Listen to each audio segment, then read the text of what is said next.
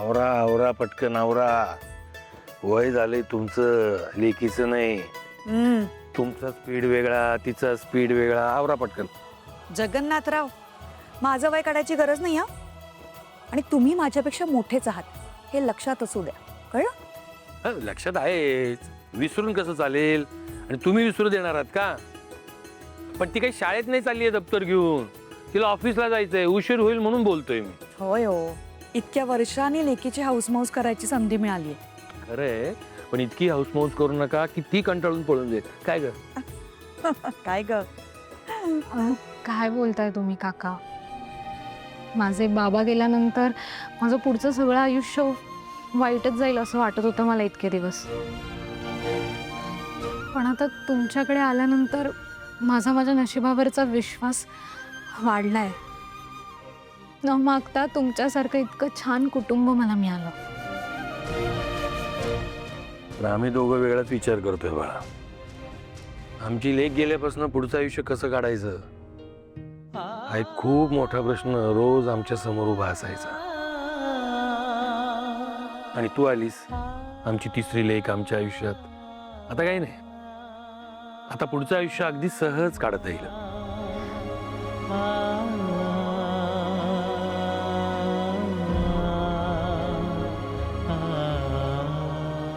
मला माझ्या बाबांची खूप आठवण येते. साहजिक आहे बाळा. लहानपणापासूनच्या आठवणी असतात, बंध जोडलेले असतात. असे सहजासहजी नाही सुटत ते. मी तर म्हणतो नाहीच सुटत शेवटपर्यंत. पण तू काळजी करू नको. मी तुला तुझ्या वडिलांची आठवण कधी येऊ देणार नाही, कधी त्यांची उणीवही भासू देणार नाही. पण एक अट आहे, मला पण बाबा म्हणायचं. काय घाल का? रडू नको. आवरा चला चला, उशीर होईल. चला चला पटकन.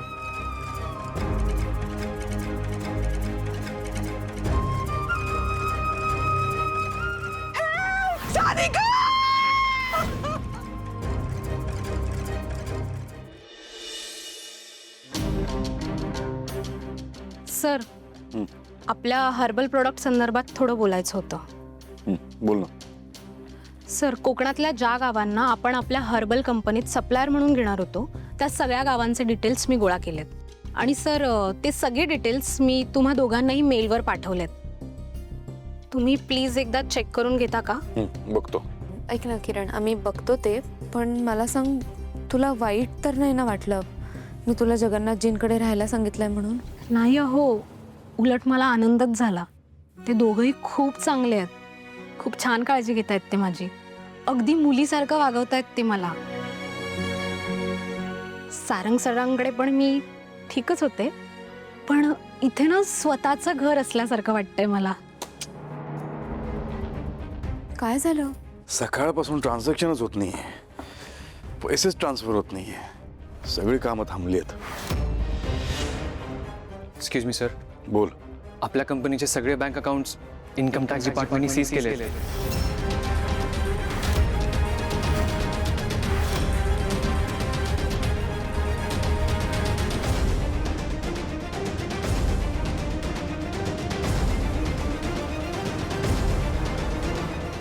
हे असं असतं. पोर नव्हती तर जीवाला गोर नव्हता, पोर आली तर लागला जीवाला गोर. कुठे गेली? फोन पण उचलत नाहीये का? नाही ना, मगासपासून किती फोन केले, उचलतच नाहीये. अहो, मी काय म्हणते, तुम्ही जाऊन जरा बघून येता का एकदा? मलाही तेच वाटतंय. आलोच. ही बघा. अगं किरण, कुठे होतीस तू? आणि फोन का घेत नव्हतीस? कुठे होतीस तू? किती फोन केले तुला? एक फोन उचलून सांगता येत नाही कुठे आहेस, काय? काही अडचण तर नाही?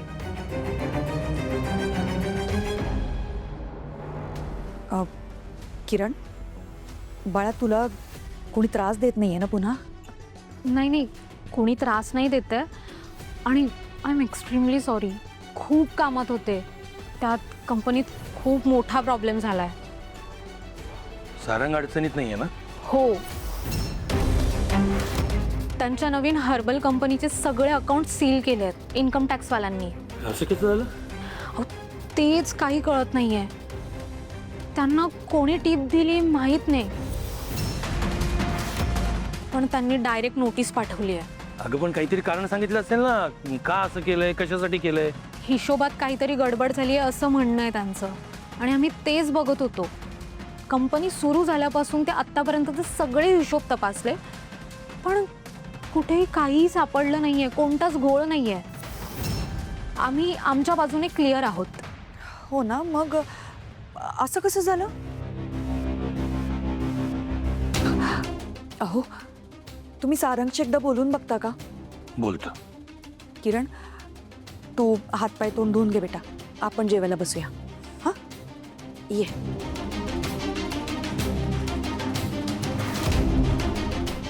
कधी चहा जरी घेतला ना तरी त्या चहाचा पण हिशोब ठेवतो मी. कधी हिशोबात घोळ केलेला नाहीये मी. आई वडिलांची शिकवण आहे तशी. हा, चूक होऊ शकते, माणूस आहे मी, हिशोबात चूक होऊ शकते, पण मुद्दामून असं काही केलेलं नाही. कधीच घोळ नाही केला. गव्हर्नमेंटचा टॅक्स पण वेळेवर भरतो व्यवस्थित, त्यात पण कधी उशीर होऊ नाही दिला मी. माहिती आहे मला, माझा विश्वास आहे. आणि आपण बघितलं ना, आपण सगळे हिशोब सुद्धा तपासलेत. आपल्याला एकही घोळ नाही सापडला, मग ह्यांना कुठून सापडला असेल? काय माहिती, बघू, उद्या कळवतील असं म्हणालेत ना, कळेल काय गडबड आहे. हो, आणि आपण एकेका दिवसाचे नाही तर पूर्ण वर्षाचे हिशोब तपासलेत. उद्या डिटेल्स पाठवतील ना ते, बघू ना. हो, आणि मी काय म्हणते, आपले बँकेचे अकाउंट बंद केलेत हे आपण तिलोत्तमा मॅडमने बाबांना सांगायला हवंय ना. आई बाबांना नाही सांगायचं, उद्या सांगूयात. उद्याचा दिवस बघा काय होतं ते. काहीच नाही झालं तर सांगू. बरं.